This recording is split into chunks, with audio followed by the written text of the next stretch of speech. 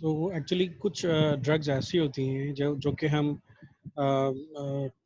Under the tongue रख रहे होते हैं, और ख़ास तौर पे कुछ दवाएं जो ब्लड प्रेशर की दवाएं हैं बहुत सारी, वो दवा हम यूज़ कर रहे होते हैं अंडर द टंग। तो उसमें होता क्या है बेसिकली कि जो ड्रग है वो बेसिकली डिफ्यूज़ होती है और बॉडी में सिस्टमिक सर्कुलेशन में जाती है। वो बेसिकली म्यूकस मेम्ब्रेन के थ्रू जा रही होती है, यानी आप जैसे ही अंडर द टंग कोई दवा दवा रखते हैं वो फ़ौरन से डिज़ोल्व हो जाती है। तो होता क्या है, यहाँ पे डिफ्यूजन हो रही होती है और डिफ्यूजन के थ्रू जो है वो बॉडी के अंदर सिस्टम सर्कुलेशन में जाती है। अब ये जो डिफ्यूजन का अमल हो रहा होता है ये बेसिकली म्यूकस मेम्ब्रेन्स में हो रहा होता है। ठीक है, तो ये इस तरह से जो म्यूकस मेम्ब्रेन्स हैं वो भी एक मोड ऑफ एंट्री प्रोवाइड करती हैं।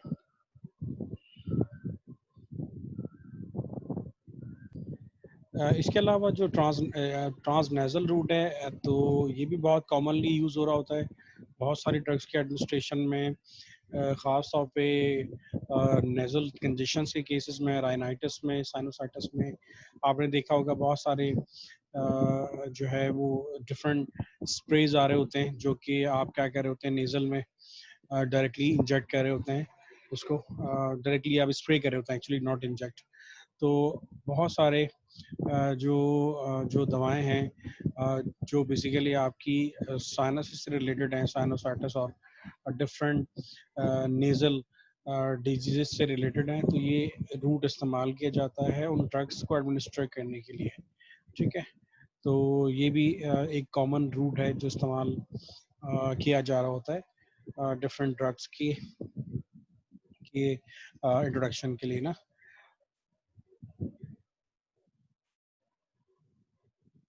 अच्छा, ट्रांसडर्मल रूट भी एक और रूट है जो कि ड्रग डिलीवरी के लिए यूज़ किया जाता है आमतौर पे। ये एज एन अल्टरनेटिव के तौर पे इस्तेमाल किया जाता है, क्योंकि as an alternative of oral intravascular subcutaneous और ट्रांसम्यूकोजल रूट्स, जब ये डिफरेंट रूट्स जो है वो वर्कआउट नहीं कर रहे होते हैं, तो उसके अंदर फिर जो है वो ट्रांसडर्मल रूट भी इस्तेमाल किया जा रहा होता है। तो it is one of the route जो कि ड्रग डिलीवरी के लिए इस्तेमाल किया जाता है।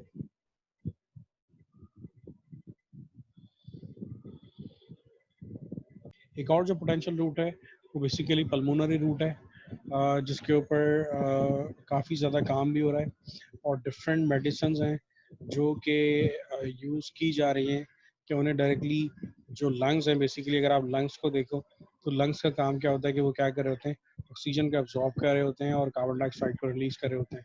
ठीक है, कंटिन्यूसली अगर आप देखो लंग्स के अंदर इनहेलेशन और एक्सहेलेशन का प्रोसेस हो रहा होता है। तो लेकिन अगर आप लंग्स को देखो तो ये ऑक्सीजन भी बेसिकली लंग्स में जो एब्जॉर्प्शन का काम हो रहा होता है, एब्जॉर्ब होके आपकी ऑक्सीजनेटेड ब्लड फॉर्म कर रही होती है और फर्दर सिस्टम सर्कुलेशन में ऑक्सीजन जा रही होती है और सेल्स तक, बॉडी तक ये जो है वो क्विकली मूव कर रही होती है। तो ये इटसेल्फ बहुत सारी दवाओं के लिए ये जो पल्मोनरी रूट है जहाँ जिस तरह से ऑक्सीजन एब्जॉर्ब हो रही होती है, तो ये रूट भी एक बहुत ही पोटेंशियल रूट है जिसके ऊपर आजकल जो है वो बहुत ज़्यादा रिसर्च वर्क हो रहा है और इस रूट को यूटिलाइज किया जा रहा है। ठीक है, आमतौर पे जो है सिस्टिक फिब्रोसिस के केस में, जो कि एक जेनेटिक डिसऑर्डर है, तो उसके केस के अंदर भी जो है वो जीन थेरेपी जो की जाती है वो at the site of lungs पे की जा रही होती है। ठीक है, इसके अलावा और भी मेडिसिन हैं जो कि इनहेलेबल होती हैं। ठीक है, तो ऐसी ड्रग इन इन मेडिसिन के ऊपर बेसिकली ये मेडिसिन बेसिकली क्या कर रही होती हैं, ये इनहेल करके और इनको जो है बेसिकली पल्मोनरी रूट के थ्रू जो है बॉडी के अंदर सिस्टम सर्कुलेशन में लेके जाया जा रहा होता है।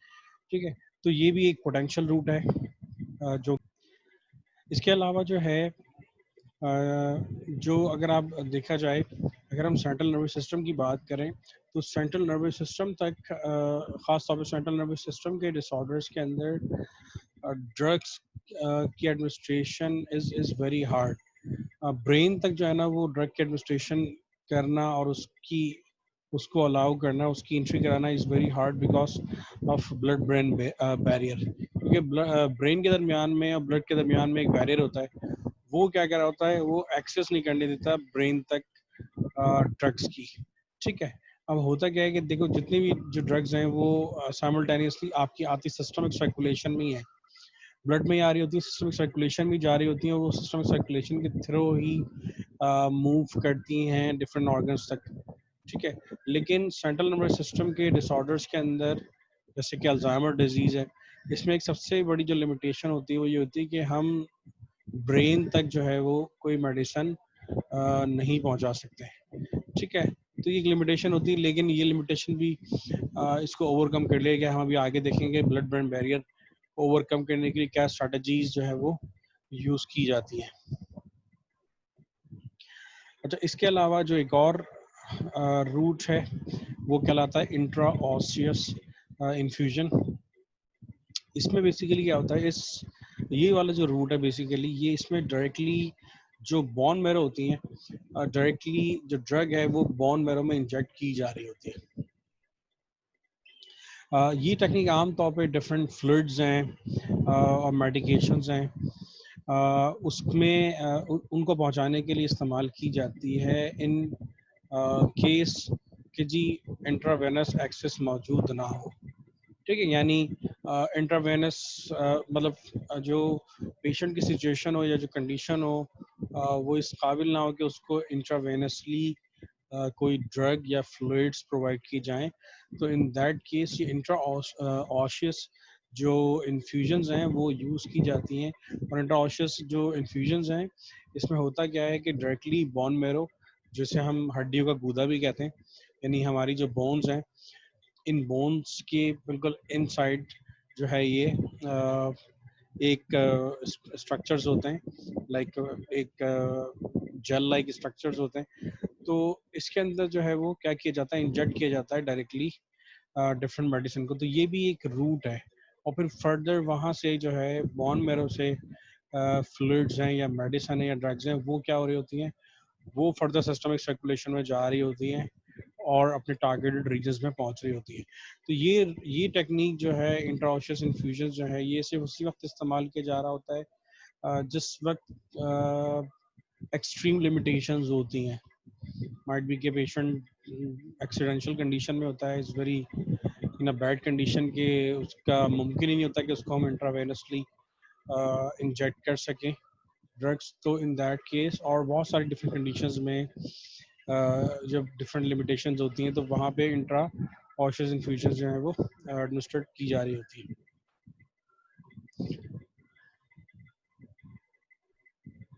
अब ये जो सब्सटेंसेस इंजेक्ट किए जा रहे होते हैं ये डायरेक्टली जो है एब्जॉर्ब हो जाते हैं और ये इमीडिएटली जो है वो सिस्टमिक सर्कुलेशन का पार्ट बन जाते हैं, ठीक है। ये जो बोन मैरो है, बोन मैरो के bone marrow is very very near to systemic circulation. तो होता क्या है कि जैसी कोई चीज़ बोन मैरो में इंजेक्ट की जाती है तो वहाँ से वो एब्जॉर्ब होती है, और एब्जॉर्ब होने के बाद वो इमीडिएटली जो है वो सिस्टमिक सर्कुलेशन का पार्ट बन जाती है।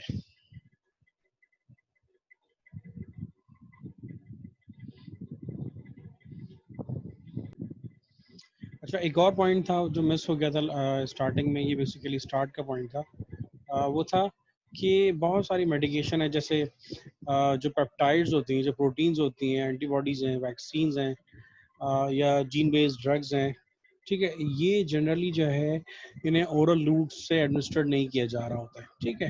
होता क्या है कि ये अगर इनको ओरल रूट से एडमिनिस्ट्रेट किया जाएगा तो होता क्या है, क्योंकि ये प्रोटीन्स होती हैं, पेप्टाइड्स होती हैं, तो ये डीनेचर हो जाती हैं, क्योंकि जब ये ओरल रूट से जारी होती हैं तो ये इंजामेटिक डिग्रेडेशन का इनको सामना होता है। डिफरेंट एंजाइम जो है वो मौजूद होते हैं जो कि क्या करते हैं, इनको डीनेचर कर देते हैं। इस वजह से जितनी भी प्रोटीन्स हैं, चाहे वो इंसुलिन हो, आपने देखा होगा वो इंजेक्टेबल फॉर्म में ही दी जाती है, चाहे वो और वैक्सीन्स हों, चाहे वो एंटीबॉडीज़ हों, वो सब की सब जो है वो हमेशा इंजेक्शन की फॉर्म में दी जा रही होती हैं। वो सब इंजेक्शन के थ्रू डिलीवर की जा रही होती है, ठीक है। तो ये बेसिकली जो पॉइंट था ना, ये लास्ट वाली लास्ट सेकंड लास्ट स्लाइड का पॉइंट था। तो बेसिकली ये जितनी भी प्रोटीन्स हैं, एंटीबॉडीज़ हैं, वैक्सीन्स हैं, ये भी कभी भी जो है वो ओरल रूट से नहीं दी जा रही होती।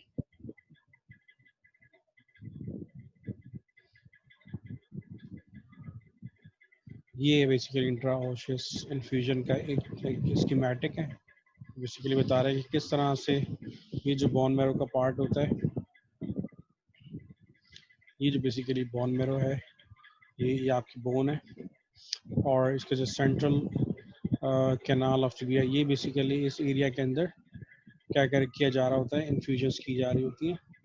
ठीक है, तो ये बोन का बेसिकली एक इंटरनल पार्ट होता है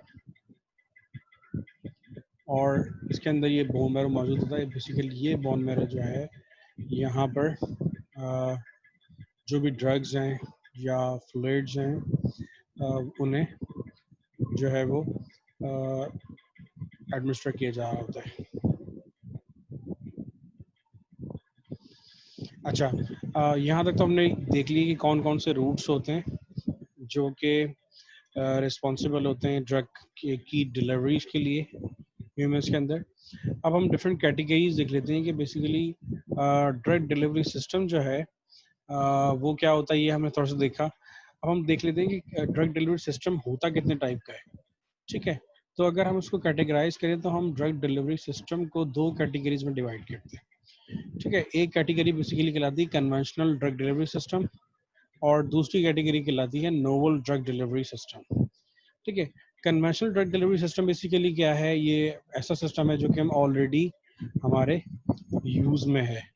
ठीक है, हम ऑलरेडी जो है वो कन्वेंशनल ड्रग डिलीवरी सिस्टम ही को यूज कर रहे होते हैं डिफरेंट मेडिसिन को at the site of targeted site तक पहुंचाने के लिए। हम नॉर्मली टैबलेट्स इस्तेमाल कर रहे होते हैं, medicine in the form of tablets इस्तेमाल कर रहे होते हैं, medicine in the form of capsule इस्तेमाल कर रहे होते हैं, medicine in the form of injection इस्तेमाल कर रहे होते हैं, medicine in the form of inhalable sprays इस्तेमाल कर रहे होते हैं। तो ये तमाम की तमाम जो डिलीवरी सिस्टम है जो कि डिफरेंट रूट से के थ्रू जो है वो बॉडी के अंदर आपकी ड्रग को सप्लाई कर की जा रही होती है, ये basically conventional drug delivery system कहलाते हैं। ठीक है, तो कन्वेंशनल ड्रग डिलीवरी सिस्टम के अंदर जो है एक बहुत ही आम मिसाल ये आपकी जब मेडिसिन टैबलेट्स की फॉर्म में और कैप्सूल्स की फॉर्म में होती हैं, ये है। अच्छा, अब novel drug delivery system basically क्या होता है? नोवल ड्रग डिलीवरी सिस्टम जो है उसको भी हम फर्दर कैटेगराइज कर सकते हैं। फर्दर उसको हम दो कैटेगरीज में डिवाइड कर सकते हैं। एक बेसिकली कहलाता है टेम्परल एनडीडीएस। हम actually NDDS is a novel drug delivery system. एक बेसिकली टेम्पोरल एनडीडीएस कहलाता है, जिसका मतलब ये होता है कि जो ड्रग है वो जब बॉडी में रिलीज होती है तो वो टाइम डिपेंडेंट होती है। हम इसको भी आगे डिस्कस करेंगे कि ये सस्टेन रिलीज और कंट्रोल रिलीज क्या होती है। यानी ये जो ड्रग रिलीज बॉडी में होगी वो एक पर्टिकुलर टाइम पीरियड तक जो है वो रिलीज हो रही होगी। ठीक है, जबकि दूसरा वाला जो दूसरी कैटेगरी वो कहलाती है स्पेशल एनडीडीएस, जो क्या कर रही होती है, जिसका मतलब ये होता है कि किसी स्पेसिफिक ऑर्गन को क्या किया जा रहा होता है, टारगेट किया जा रहा होता है। इसे हम टारगेटेड ड्रग डिलीवरी सिस्टम भी कह रहे होते हैं जनरली। ठीक है, तो एनडीडीएस जो है उसकी दो कैटेगरीज होती हैं। टेम्पोरल एनडीडीएस कहला रहा होता है एक, जिसमें होता क्या है, जिसमें जो ड्रग होती है वो टाइम डिपेंडेंट होती है। क्या मतलब है, उसकी जो रिलीज है, जब वो बॉडी में रिलीज होती है तो वो टाइम डिपेंडेंट होती है, वो एक पर्टिकुलर पीरियड तक स्लोली रिलीज हो रही होती है। यानी इसको हम सस्टेन और कंट्रोल रिलीज भी कह रहे होते हैं। और दूसरी वाली जो जो कैटेगरी है वो स्पेशल एंटिटीज कहलाती है, जिसमें पर्टिकुलर ऑर्गन्स को टारगेट किया जा रहा होता है। इसे टारगेटेड ड्रग डिलीवरी सिस्टम भी कहा जा रहा होता है। तो novel drug delivery system basically इस तरह से हम इसको, अब नोवल ड्रग डिलीवरी सिस्टम पहली बात है ये होता क्या है, ठीक है, और ये बेसिकली क्यों हमें इसकी ज़रूरत है कि हम जो है वो एनडीडीएस को या नोवल ड्रग डिलीवरी सिस्टम को यूज़ करें। ठीक है, तो पहली बात तो ये होती है कि अगर आप देखो कन्वेंशनल ड्रग डिलीवरी सिस्टम जो होता है उसमें होता क्या है कि जब आप कोई डोजेस लेते हो किसी ड्रग की, मेडिसिन की, तो वो क्या होती है, जैसे आप फॉर एग्जाम्पल ओरल रूट की थ्रू आप कोई टैबलेट ले रहे हो या कोई कैप्सूल ले रहे हो, तो ये जो मेडिसिन आप ले रहे हो ये क्या होता है, ये इमीडिएटली जो है वो रिलीज होती है ड्रग। यानी ये जो मेडिसिन है ये जो ड्रग की फॉर्म में है, ये बेसिकली क्या होती है, इमीडिएटली बॉडी के अंदर क्या हो रही होती है, एब्जॉर्ब होके रिलीज हो रही होती है, मतलब ड्रग अपने आप को रिलीज करती है और ये इमीडिएटली रिलीज कर रही होती है। यानी इसमें कोई कंट्रोल नहीं होता ड्रग के अंदर ना, कि इसने इतने टाइम तक रिलीज होना है, ठीक है। तो ये बेसिकली कन्वेंशनल डोजेस के अंदर एक प्रॉब्लम ये होता है कि जो ड्रग रिलीज है वो बड़ा इमीडिएट होता है बॉडी के अंदर, ठीक है। और इसकी वजह से जो ब्लड के अंदर ड्रग का लेवल है वो फ्लक्चुएट कर रहा होता है। यानी ये बेसिकली डिपेंड कर रहा होता है डोजेज फॉर्म के ऊपर टोटली। इमीडिएटली रिलीज हो रही है तो जो जो ड्रग का लेवल है वो ब्लड में फ्लक्चुएट भी कर रहा होता है, ठीक है। और ये फर्दर डोजेज पे भी डिपेंडेंट होता है कि आप कितनी डोजेज फॉर्म जो है वो दे रहे हैं। अब बॉडी के अंदर जो है एक पर्टिकुलर पीरियड ऑफ टाइम तक किसी ड्रग की कंसंट्रेशन को मेंटेन रखने के लिए, ठीक है, जो है जब तक बॉडी के अंदर पर्टिकुलर ड्रग की कंसंट्रेशन मेंटेन नहीं होगी तो उसके थेरापेटिक इफेक्ट्स भी नहीं आएंगे, ठीक है। तो इस टारगेट को अचीव करने के लिए जो है वो नोवल ड्रग डिलीवरी सिस्टम जो है वो यूज किया जा रहा होता है, ठीक है। क्या मतलब है कि देखो कन्वेंशनल फॉर्म के अंदर क्योंकि जो भी आप ड्रग्स ले रहे होते हैं वो इमीडिएटली रिलीज हो रही होती है और ब्लड सर्कुलेशन में जा रही होती है, वहाँ पे उसकी कंसंट्रेशन फ्लक्चुएट कर रही होती है, ठीक है। तो ये सारा डिपेंड कर रहा होता है और वो मजीद डोजेज जो होती है उसके ऊपर डिपेंड कर रही होती है उसका ब्लड का लेवल। तो इन दैट केस अगर वो मेंटेन ही नहीं रहेगी ब्लड के अंदर तो वो अपना थेरापेटिक इफेक्ट्स कैसे मेंटेन करेगी, ठीक है। तो किसी भी ड्रग की कंसंट्रेशन को एक पर्टिकुलर पीरियड ऑफ टाइम तक ब्लड के अंदर सर्कुलेशन के अंदर रहना बहुत ज़रूरी होता है ताकि वो अपना थेरापेटिक इफेक्ट जो है वो प्रोड्यूस कर सके, ठीक है। तो novel drug delivery system basically ये जो कंसंट्रेशन है इसको मेंटेन करने में हेल्प कर रहा होता है, ठीक है। हम अभी आगे देखेंगे कि ये नोवल ड्रग डिलीवरी सिस्टम से क्या मुराद है और ये जो है हम अभी सिर्फ ये देख रहे हैं कि हमें क्यों एनडीडीएस की एक ऐसे ड्रग सिस्टम की ज़रूरत है जो क्या करे, जो है डोजेज को क्या करे, उसकी जो रिलीज है उसको कंट्रोल करे और उसकी कंसंट्रेशन को ब्लड के अंदर क्या करे, मेंटेन करे, सही है। दूसरी बात क्या है, अब ये जो नोवल ड्रग डिलीवरी सिस्टम है बेसिकली ये कम्बिनेशन है डिफरेंट टेक्निक्स का, एडवांस टेक्निक्स का और जो ड्रग की डोजेज है उसका। बेसिकली कुछ टेक्निक्स हैं, कुछ कह लो कि मटेरियल्स हैं जो यूज़ किए जा रहे होते हैं as a novel drug delivery के लिए, ठीक है।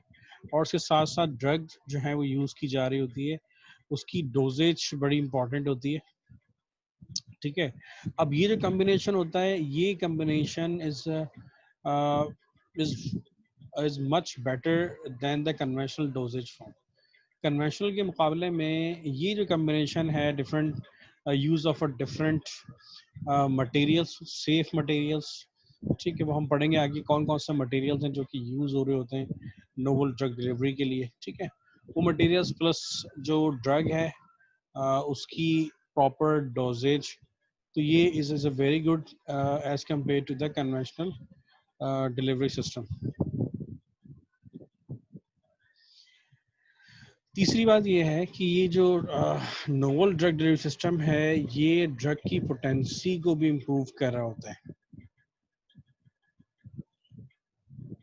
अब ड्रग पोटेंसी को कैसे ये इम्प्रूव कर रहा होता है, इस तरह से इम्प्रूव कर रहा होता है कि ये बॉडी में जब ड्रग रिलीज हो रही होती है तो ये उसकी रिलीज को कंट्रोल करता है, ठीक है। जब ये बॉडी के अंदर सस्टेन करता है ड्रग के रिलीज को, तो उससे क्या होता है बेसिकली जो है जो थेरापेटिक इफेक्ट्स होते हैं वो जो है वो कंसिस्टेंट होते हैं, वो बेसिकली लॉन्ग टर्म होते हैं as compare to conventional doses. तो होता क्या है कि एनडीडीएस के यूज़ करने से एक फ़ायदा ये है कि ये क्या करता है ड्रग की जो रिलीज़ है, मेडिसिन की जो रिलीज़ है बॉडी में उसको क्या कर रहा होता है, उसको सस्टेन कर रहा होता है, उसको कंट्रोल कर रहा होता है, जिसकी वजह से जो थेरापेटिक इफ़ेक्ट्स हैं वो भी सस्टेन्ड थेरापेटिक इफ़ेक्ट्स जो है वो नज़र आ रहे होते हैं बॉडी में। और as compare to conventional drug delivery ये काफ़ी सेफ, ये ज़्यादा सेफ्टी प्रोवाइड करता है, ठीक है। और it is easy to target the specific area desired tissue. ये क्या कर रहा होता है, स्पेसिफिकली जो टारगेटेड टिश्यूज हैं, उन टारगेटेड टिश्यूज को भी तक जो है वो ड्रग को स्पेसिफिकली पहुंचा रहा होता है। तो ये इसका बेसिकली थर्ड जो है वो एक तरह से कह लो कि रीज़न है कि क्यों जो है वो नोवल ड्रग डिलीवरी सिस्टम को यूज़ किया जाए।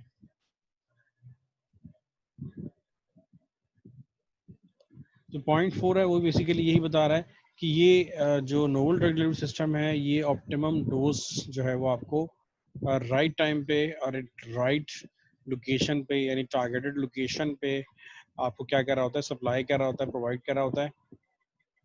और अगर आप देखें तो जब हम जब एक्सपेंसिव ड्रग की बात करते हैं, बहुत सारी ड्रग्स ऐसी हैं, they are very expensive in nature. तो ऐसी ड्रग्स के यूज़ में उन ऐसी ड्रग्स का एफिशिएंट यूज़ बड़ा ज़रूरी है, क्योंकि दे आर वेरी एक्सपेंसिव। तो ऐसी ड्रग्स के एफिशिएंट यूज़ के लिए ये जो ड्रग डिलीवरी सिस्टम है इज इज इज बेस्ट, एक तरह से सिस्टम है जो क्या कर रहा होता है, ड्रग की डिलीवरी को इजीली एक्सेसिबल बना रहा होता है बॉडी में। इसका एक एडवांटेज ये भी होता है कि जब हम डिफरेंट जो एक्सपेंसिव ड्रग्स हैं, जो है वो हायर कॉस्ट वाली ड्रग्स हैं, जब हम उसको एफिशिएंटली यूज़ करेंगे तो उसकी जो प्रोडक्शन कॉस्ट है उसके अंदर जो है वो रिड्यूस हो रही होती है। उसका एक बेनिफिट ये भी है कि जब एफिशिएंटली ड्रग्स यूज़ होंगे एक्सपेंसिव, तो उसकी जो प्रोडक्शन की कॉस्ट है वो क्या होगी, जो एक्सिपेंट्स हैं और और जो रिडक्शन की जो कॉस्ट है प्रोडक्शन की, वो भी क्या हो रही होती है, कम हो रही होती है।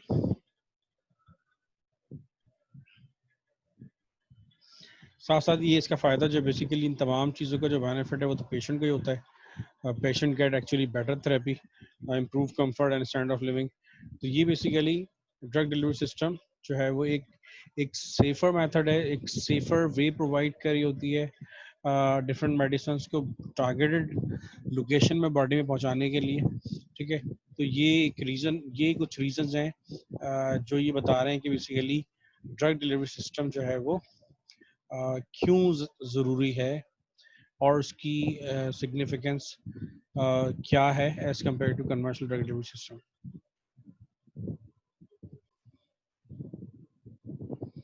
ये बेसिकली एक स्कीमेटिक है जो कि बता रहा है कि बेसिकली ये जो एनडीडीएस है, ये नोवल ड्रग डिलीवरी सिस्टम है, इसका बेसिकली क्या जो है वो रोल है बॉडी में, controllable release, enhance penetration, extend circulation, increase uptake। ये इसका जैसे कि स्कीमेटिक ये बता रहा है कि ये इसके क्या रोल है बॉडी के अंदर, और किस तरह से जो एनडीडीएस है वो अपना रोल प्ले करता है। अच्छा, हमने भी देखा था कि स्टार्टिंग में कि बेसिकली दो कैटेगरीज होती हैं नोवल ड्रग डिलीवरी सिस्टम की। एक कहलाती है टेम्पोरल, यानी जिसे हम कंट्रोल ड्रग डिलीवरी भी कह रहे होते हैं, ये वो बेसिकली टेम्पोरल है। और दूसरी वाली टारगेटेड ड्रग डिलीवरी सिस्टम कहला रहा होता है, जिसे हम स्पेशल ड्रग डिलीवरी सिस्टम भी कह रहे होते हैं, ठीक है। तो ये दो ड्रग डिलीवरी सिस्टम है। हम ज़रा डिस्कस कर लेते हैं कि ये कंट्रोल ड्रग डिलीवरी सिस्टम जो है एनडीडीएस का, ये बेसिकली क्या है, और पहले तो कंट्रोल रिलीज से क्या मुराद होती है, ठीक है। हम इसको थोड़ा सा देख लेते हैं।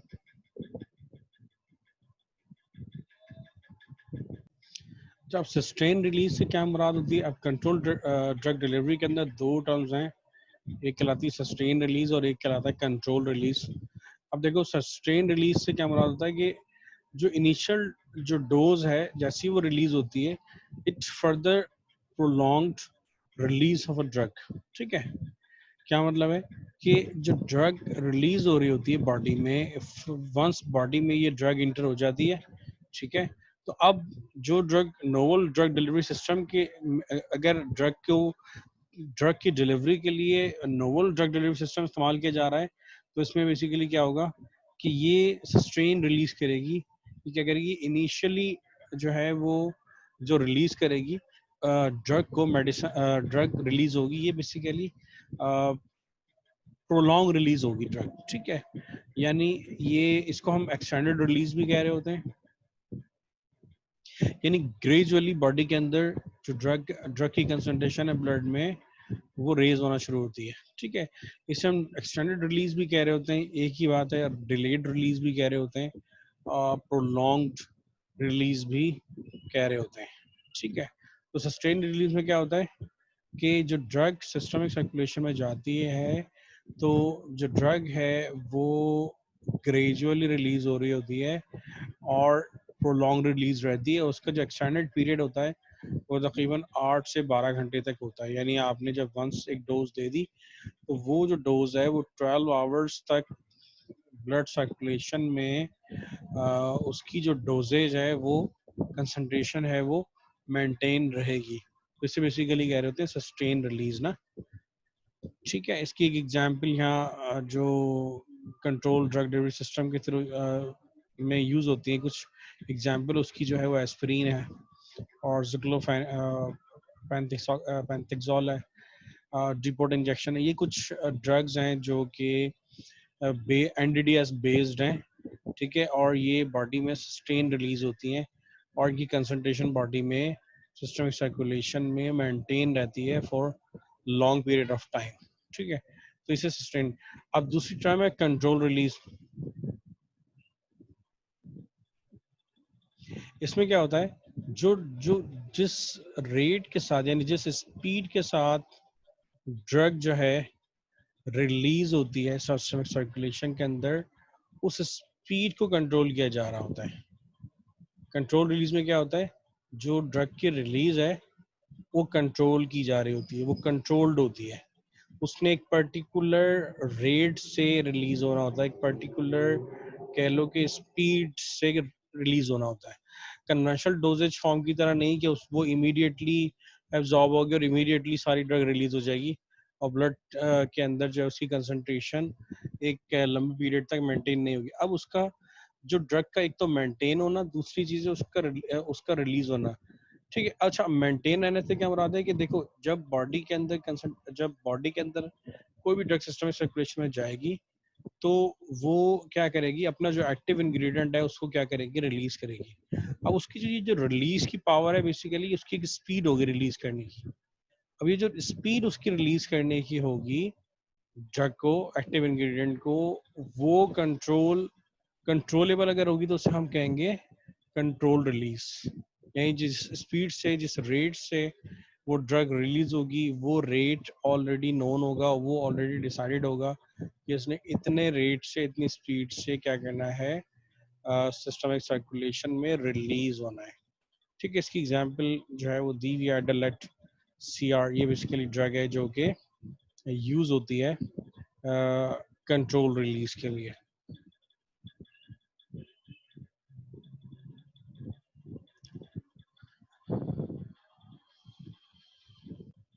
तो सस्टेन रिलीज का मतलब है प्रोलॉन्ग रिलीज या एक्सटेंडेड रिलीज, जबकि कंट्रोल रिलीज का मतलब है कि उसका रेट या उसकी स्पीड, जिस स्पीड से जिस रेट से वो रिलीज हो रही है उससे कहते हैं control release. Sustain release basically release को कह रहे हैं कि वो प्रोलॉन्ग रिलीज हो रही है, वो एक्सटेंडेड रिलीज हो रही है, वो डिलेड रिलीज हो रही है, ये उसके रिलीज को कह रहे हैं सिर्फ। लेकिन कंट्रोल रिलीज का मतलब है कि हम उसकी स्पीड की और रेट की बात कर रहे हैं, जिस रेट और स्पीड के साथ वो ड्रग बॉडी में रिलीज हो रही है।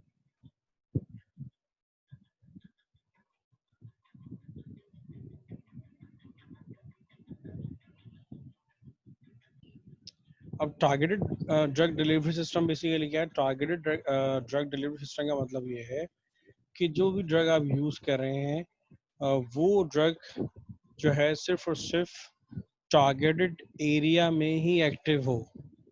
मतलब जिस फॉर एग्जांपल कोई कैंसरस टिश्यू है तो वो पूरी बॉडी में जो है वो ड्रग एक्टिव नहीं होगी, वो सिर्फ उसी वक्त एक्टिव होगी, वो उसी वक्त रिलीज होगी जब तक वो टारगेटेड टिश्यू में ना पहुंच जाए, ठीक है। तो targeted delivery drug delivery system का काम क्या है कि वो क्या करता है, टारगेटेड एरियाज में ड्रग की रिलीज को मुमकिन बनाता है, ठीक है। मतलब वो जो ड्रग है वो सिस्टमिक सर्कुलेशन में किसी जगह पर भी रिलीज नहीं होगी, बल्कि उसकी जो रिलीज है, वो जो उसकी एक्टिविटी है, वो सब की सब कहाँ होनी है, वो उसी टारगेटेड एरिया में होनी है। जब तक कि वो टारगेटेड एरिया में पहुंच नहीं जाती, उस वक्त तक उसकी उसकी एक्टिविटी जो है वो, उसने बायोलॉजिकली एक्टिव नहीं होना है। ठीक है, इसकी मिसाल ऐसी है कि कैंसर टिश्यू है, तो जब तक टारगेटेड ड्रग डिलीवरी सिस्टम के थ्रू जब उसको इस्तेमाल किया जाएगा, तो ये जब तक कैंसर टिश्यू में नहीं पहुंचेगी, उस वक्त तक ड्रग जो है वो रिलीज नहीं होगी और वो अपना जो थेरेपेटिक इफेक्ट है वो नहीं दिखाएगी। एग्जाम्पल, बहुत सारी कॉलोन टारगेटेड ड्रग्स आती हैं जो कि कॉलोन के कैंसर के अंदर दे रहे होते हैं। वो ड्रग्स क्या कर रही होती हैं, वो स्पेसिफिकली कॉलोन के अंदर जाके जो है वो अपनी एक्टिविटी, थेरेपेटिक एक्टिविटी परफॉर्म कर रही होती है।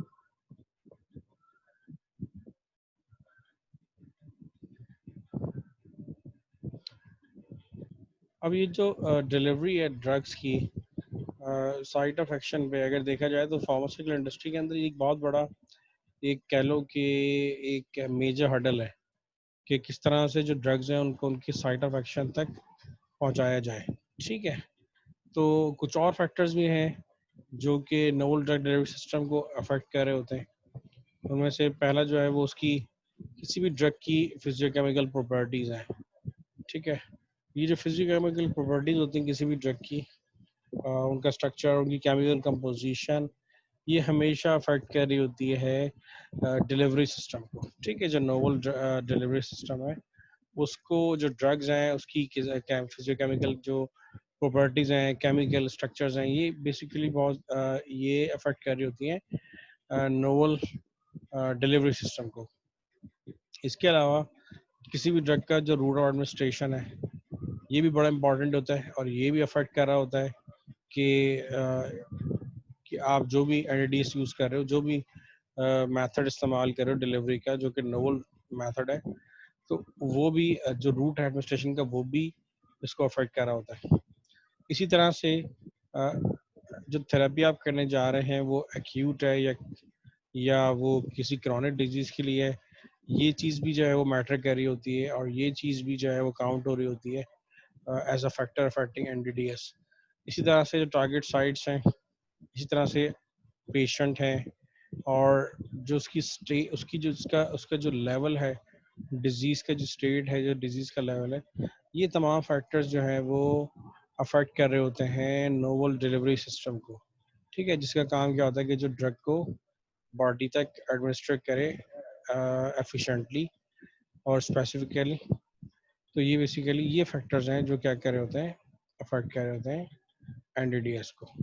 अब नोवल ड्रग डिलीवरी सिस्टम के अंदर जैसे हमने बात की कि नोवल से मुराद क्या है, कि ये जो सिस्टम है, इस सिस्टम के अंदर एक तो आपकी ड्रग है, एक तो आपकी ड्रग है जो कि आप यूज़ कर रहे हैं, जिसको आप चाह रहे हैं कि वो अपने थेरेपेटिक इफेक्ट जो है वो बॉडी के अंदर जाके प्रेजेंट करे।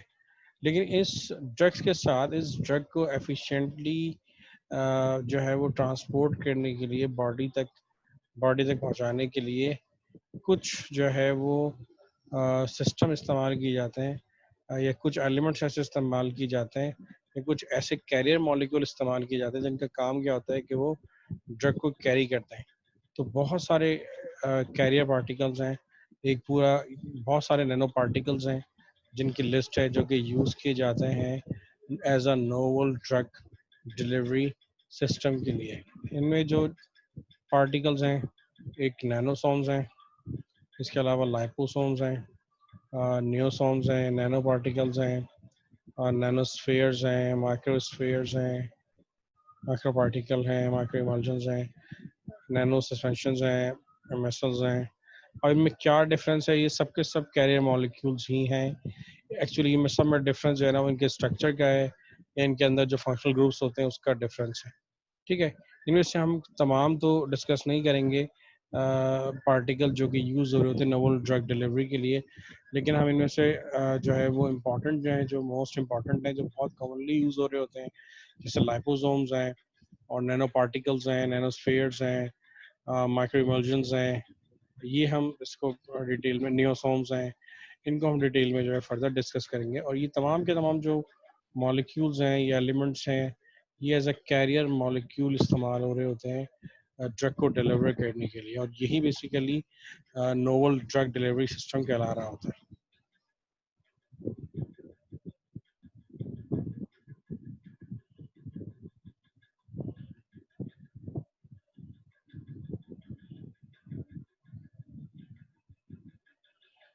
ये बेसिकली अगर आप देखो तो ये जो तस्वीर है ये आपको थोड़ा सा रिप्रेजेंट कर रही है कि हाउ इट लुक्स लाइक ना, कि नैनो पार्टिकल्स हैं वो किस तरह से दिख रहे होते हैं। ये तमाम के तमाम नोवल ड्रग डिलीवरी सिस्टम का पार्ट हैं या कहला रहे होते हैं।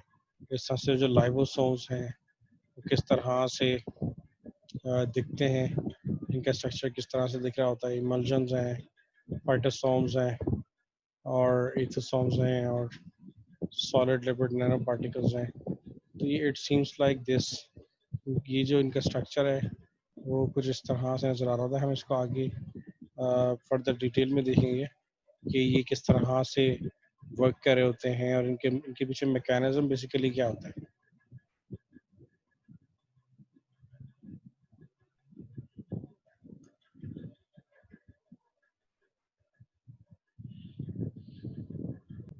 अच्छा, अब जो बीरेड ड्रग डिलीवरी सिस्टम है ये भी बेसिकली एनडीडीएस का ही पार्ट है। अब जो इसमें basically bedded drug delivery system में क्या हो रहा होता है, इसमें बेसिकली बीड्स इस्तेमाल किए जा रहे होते हैं, और ये बीड्स बेसिकली ये स्मॉल बीड्स होते हैं, और ये स्मॉल बीड्स कुछ इनर्ट सब्सटेंसेस हैं उसके बने होते हैं, जैसे पॉलीस्टायरिन। तो एक तरह के पॉलीस्टायरिन के जो है वो बीड्स होते हैं, ठीक है। और ये बीड्स जो है इनके साथ जो ड्रग है, जो मेडिसिन है, वो बेसिकली अटैच होती है, ठीक है। और ये जो बीड्स हैं ये आमतौर पे जो है वो long acting drug levels maintain करने के लिए यूज़ किए जा रहे होते हैं ब्लड में। जब ब्लड के अंदर किसी ड्रग की कंसंट्रेशन को लॉन्ग टर्म में मेंटेन करना होता है तो उसके लिए जो है वो बीडेड ड्रग डिलीवरी सिस्टम इस्तेमाल किया जा रहा होता है। इसमें अगर आप देखा जाए तो जो ड्रग्स बीडीडीएस के थ्रू बॉडी में डिलीवर की जा रही होती हैं, बीडेड ड्रग डिलीवरी सिस्टम के थ्रू बॉडी में डिलीवर की जा रही होती हैं, they have they are enough for once in a day dosing ना। उसकी once in a day dosing is enough होती है बॉडी के अंदर ड्रग की कंसंट्रेशन को मेंटेन करने के लिए, ठीक है। आम तौर पे होता ये है, एक थोड़ी सी लिमिटेशन इसमें ये होती है कि इस मेथड के थ्रू जब ड्रग को डिलीवर किया जा रहा होता है तो ये जो मेथड है बेसिकली जो बीड्स हैं बेसिकली एसिड सेंसिटिव होते हैं, ठीक है। यानी अब इन दैट केस क्या होगा कि जो गैस्ट्रिक एसिडिटी है, ठीक है, उसके ऊपर ये डिपेंड करते हैं। यानी इनकी रिलीज जो है ना, वो ड्रग की रिलीज जो है वो डिपेंडेंट होगी गैस्ट्रिक एसिडिटी के ऊपर। और ये गैस्ट्रिक एसिडिटी के ऊपर डिपेंडेंट होती है, और ये जो रिलीज है ये सस्टेन रिलीज होती है, ठीक है। और 24 आवर्स तक इनिशियल डोजिंग के बाद भी जो है वो ड्रग की कंसंट्रेशन मेंटेन रहती है सिस्टमिक सर्कुलेशन के अंदर। तो बीच का जो एडवांटेज क्या होता है, वो क्या होता है, वो लॉन्ग एक्टिंग ड्रग लेवल्स जो है वो मेंटेन करते हैं सिस्टमिक सर्कुलेशन के अंदर, ठीक है। ये स्मॉल बीड्स होते हैं जो बने हुए होते हैं खुद एक इनर्ट सब्सटेंस के बने होते हैं। आमतौर पे पॉलीस्टायरिन यूज़ किया जा रहा होता है और ड्रग इनके साथ ही अटैच होती है, और ये इटसेल्फ जो है वो एसिड सेंसिटिव होते हैं और डिपेंडेंट होते हैं एसिड के ऊपर। जब तक एसिड गैस्ट्रिक एसिडिटी नहीं होगी ये अपनी जो सस्टेन रिलीज है उसको मेंटेन नहीं कर सकते, ठीक है। नॉर्मली इसकी 24 आवर में once one dose is more than enough to maintain the drug level in the blood for 24 hours.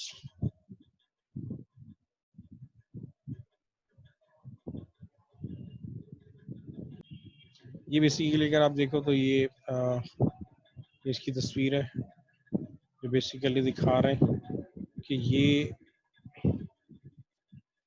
ये बेसिकली क्या है, ये कोर ग्रेन्यूल है, क्रिस्टल है। ये इसके साथ इसकी प्रोटेक्टिव कोटिंग है,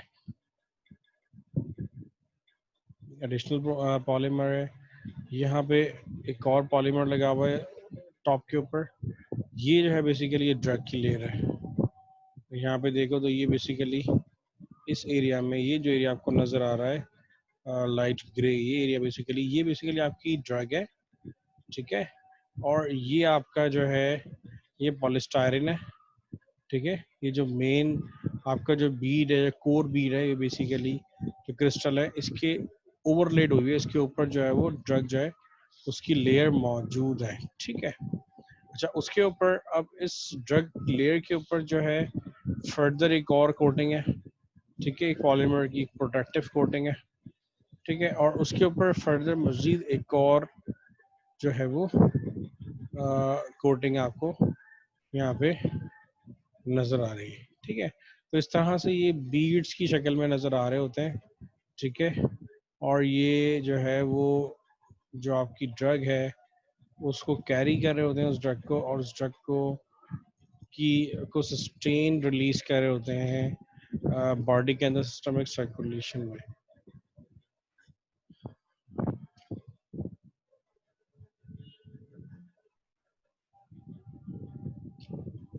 ये इसकी एक और एग्जांपल है, अगर आप इसको देखो तो ये बेसिकली इसकी एक और एग्जांपल है, एक और ड्रग है मिथाइल फेनिडेट। अगर इसको तुम देखो तो किस तरह से इन्होंने इसको जो है वो फॉर्म किया हुआ है।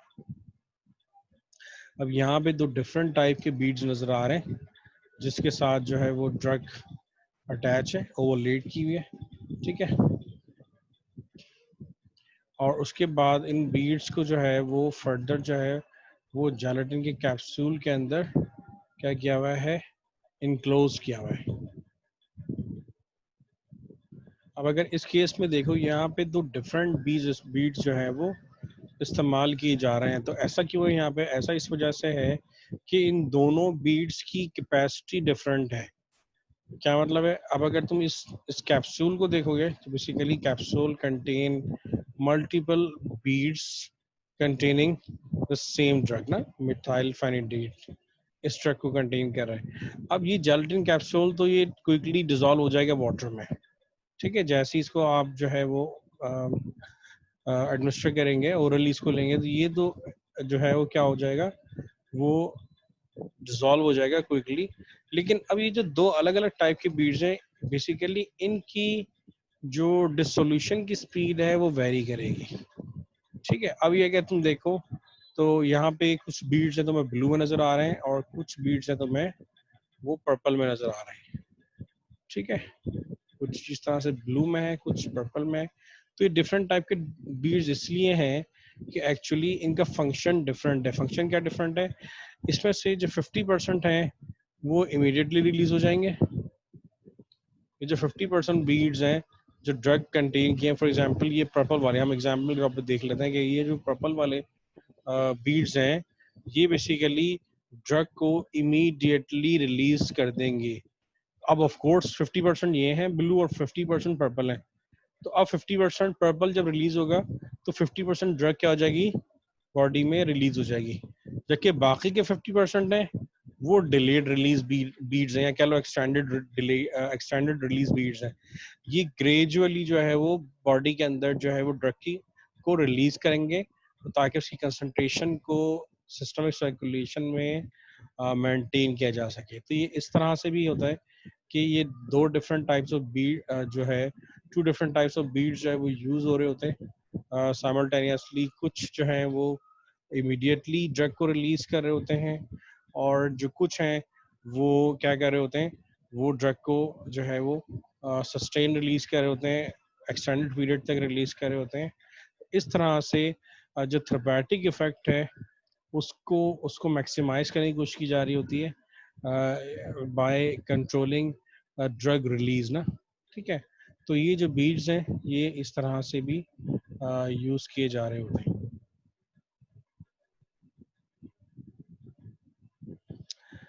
अच्छा, लाइपोसोमल ड्रग डिलीवरी सिस्टम, तो ये यूज किया जा रहा होता है बेसिकली ड्रग को डिलीवर करने के लिए। लेकिन इसमें जो सबसे इम्पोर्टेंट चीज़ है, पहले तो ये समझना पड़ेगा आपको कि लाइपोसोम्स होते क्या हैं, ठीक है। तो बेसिकली जो लाइपोसोम्स होते हैं, लाइपोसोम्स हैं वो स्मॉल जो है आर्टिफिशियल वेसिकल्स होते हैं, ठीक है। ये जो वेसिकल्स होते हैं ये स्फेरिकल शेप में होते हैं, ठीक है। और अगर इनकी कंपोजिशन को देखो तो ये जो आर्टिफिशियल वेसिकल्स हैं जिन्हें हम लाइपोसोम्स कह रहे हैं, तो ये लाइपोसोम्स की अगर तुम कंपोजिशन को देखो तो ये कंसिस्ट होते हैं, ये बने होते हैं कोलेस्ट्रॉल के और फॉस्फोलिपिड्स के। यानी इसमें इनकी जो कंपोजिशन है उसमें दो चीज़ें होती हैं, एक तो कोलेस्ट्रॉल होता है, ठीक है, लाइपोसोम्स की कंपोजिशन में, और दूसरी चीज़ जो होती है वो नेचुरल नॉन टॉक्सिक फॉस्फोलिपिड्स होते हैं। तो लाइपोसोम्स जो बने होते हैं जो कि ड्रग डिलीवरी के लिए यूज हो रहे होते हैं, they are made up of cholesterol and phospholipid. इसी तरह से क्योंकि अब इनकी ये क्योंकि लेयर्स के अंदर होते हैं, यानी अभी हम देखते हैं स्फेरिकल शेप्स लेयर्स में होते हैं, तो इन लाइपोसोम्स का ये जो लाइपोसोम्स हैं इनका जो एक एंड होता है वो वाटर सॉल्युबल होता है, ठीक है, जबकि जो इसका अपोजिट एंड होता है वो वाटर इनसॉल्युबल होता है, ठीक है। लिपिड बाइलेयर मेम्ब्रेन के अंदर भी ऐसे ही होता है कि जो एक एंड होता है वो वाटर सॉल्युबल होता है, दूसरा वाला जो एंड होता है वो वाटर इनसॉल्युबल होता है, ठीक है। अब on the basis of number of bilayers और नंबर ऑफ बाइलेयर्स की बेसिस पे हम मजीद इसको जो लाइपोसोम्स हैं उनको हम तीन कैटेगरीज में डिवाइड कर रहे होते हैं। एक बेसिकली कहलाते हैं मल्टी लैमिलार, ठीक है, लाइपोसोम्स, दूसरे स्मॉल यूनिलैमिलर कहला रहे होते हैं, और तीसरे जो है वो लार्ज यूनिलैमिलर लाइपोसोम्स कहला रहे होते हैं। इनका साइज वेरी करता है, ठीक है, ये इनका साइज जो है वो 0.025 से लेके 10 माइक्रोमीटर तक होता है। अब ये जो साइज है इनका लाइपोसोम्स का, इसकी वेरिएशन की वजह क्या है? एक्चुअली इनकी जो वेरिएशन है वो किस वजह से है, और इनके साइज को कैसे मेंटेन किया जाता है? एक्चुअली इनके साइज को जो मेंटेन किया जा रहा होता है वो एक्चुअली डिफरेंट मेथड्स जो इस्तेमाल किए जाते हैं प्रिपरेशन के, और इनकी जो कंपोजिशन है एक्चुअली ये जो है इनके साइज को जो है वो प्रेडिक्ट कर रही होती है कि इनका साइज क्या होगा। यानी जो मेथड है प्रिपरेशन का लाइपोसोम्स को और कंपोजिशन जो है इनकी है वो बेसिकली डिसाइड कर रहे होते हैं कि लाइपोसोम्स का जो साइज है वो क्या होगा। ये यूज किए जाते हैं ड्रग डिलीवरी के लिए यूज किए जाते हैं, वैक्सीन की डिलीवरी के लिए भी लाइपोसोम्स को इस्तेमाल किया जा रहा था। इसके अलावा कुछ जीन्स ऐसे हैं कुछ जेनेटिक डिसऑर्डर्स में जिसमें जो जो जीन्स हैं, नॉर्मल जीन्स हैं, उन्हें जो है वो यूज़ किया जा रहा होता है लाइपोसोम्स की तरह, उनको डिलीवर किया जा रहा होता है एट स्पेसिफिक साइट्स ना। तो जीन थेरेपी में भी लाइपोसोम्स इस्तेमाल हो रहे होते हैं। ये आपको वाहिद जो है वो विजाइकल्स मिलेंगे जो कि जीन डिलीवरी में भी यूज़ हो रहे होते हैं, ठीक है।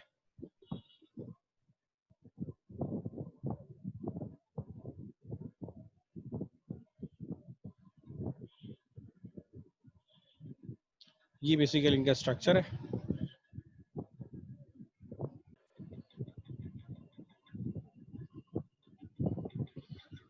तो बेसिकली ये लिपिड्स लाइपोसोम्स का स्ट्रक्चर है अगर देखा जाए तो। अब ये अगर तुम देखो उसको तो इसके अंदर डिफरेंट एंड्स हैं। इसका एक हाइड्रोफोबिक रीजन है, ये फॉस्फोलिपिड बाइलेयर नज़र आ रही है, ठीक है, ये बेसिकली हाइड्रोफोबिक रीजन है इसका, और ये वाला जो रीजन है ये इसका हाइड्रोफिलिक रीजन है, ठीक है।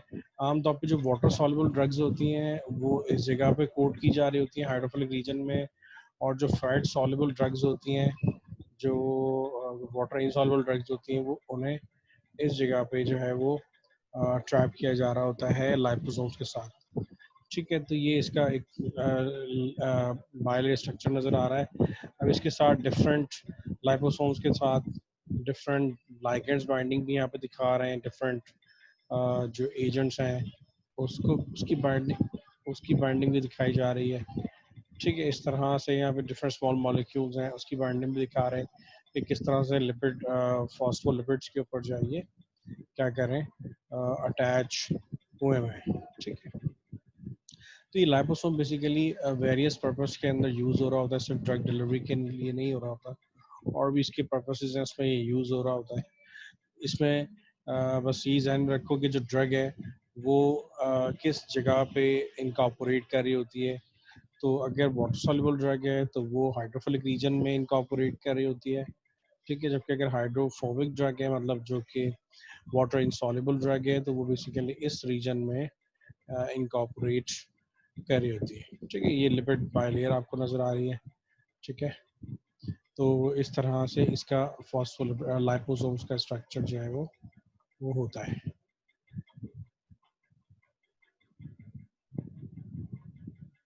अब ये जो लाइपोसोम्स के थ्रू जो ड्रग्स की डिलीवरी की जाती है, तो they basically provide a stable formulation, ठीक है, improve pharmacokinetics and a degree of passive और physiological targeting to the tumour tissue. तो पहली बात तो ये है कि ये बेसिकली जो सिस्टम है ये स्टेबल फॉर्मुलेशन प्रोवाइड कर रहा होता है, मतलब कि जो ड्रग है जो दी जा रही होती है लाइपोसोम्स के थ्रू ड्रग डिलीवरी की जा रही होती है, they are more stable than any other delivery system, ठीक है। इसके अलावा ये बहुत ज़्यादा इम्प्रूव फार्माकोकाइनेटिक्स में आगे बताऊंगा कि फार्माकोकाइनेटिक्स क्या होती है बेसिकली। बेसिकली किस तरह से ड्रग का इंट्रैक्शन हो रहा होता है और ड्रग किस तरह से जो है वो अपना थेरेपेटिक इफेक्ट दे रही होती है, ठीक है। और किस तरह से जो है वो at the site action site के ऊपर, जो साइट ऑफ एक्शन है उसके ऊपर जो है वो थेरेपेटिक इफेक्ट्स दे रही होती है। इसके अलावा जो ये किस तरह से टारगेट कर रही होती है, ख़ास तौर पे लाइपोसोम जो ड्रग डिलीवरी सिस्टम है वो ट्यूमर टिश्यूज़ को टारगेट करने के लिए जो है वो यूज़ किया जा रहा होता है।